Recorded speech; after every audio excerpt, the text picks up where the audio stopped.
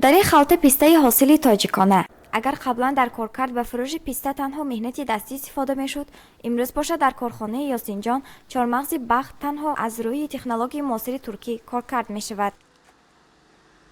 سه تجهیزات داریم که در یک ساعت 450 کیلو پیسته را مغز میکنه.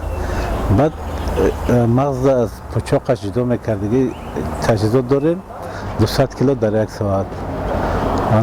اگر به ما همه خیلی چیا شدن که یاردم بسیار کار خوب شد که از طرف مردم امریکا به ما یاردم کردن. بعد به خارج صادرات کردن هم جای کار 10-12 کس زنان رو جای کار تامین میکنیم. اشارعلی صمدов از سال 1995 به پرورش، کارکرد و تجارت پیسته محلی مشغول است. او و 13 کارمند دیگر هنوز فراموش نکردند که هر یک دانه پیسته را با بلغه و سنگ دستی میشکستند و مغزش را جدا میکردند. با دستگیری لایحه یوسعید عاید به رقابت پذیری اگرو بیزنس در تاجیکستان، اشارعلی توانست گرانتی به بازگشت به نمود تجهیزات تکنیکی معاصر گیرد. اکنون با تجهیزات نو و زمانوی، اشارعلی به جای 5 کیلوگرم پیسته در یک روز 30 برابر زیاد پیسته را کارکرد کرده میتواند.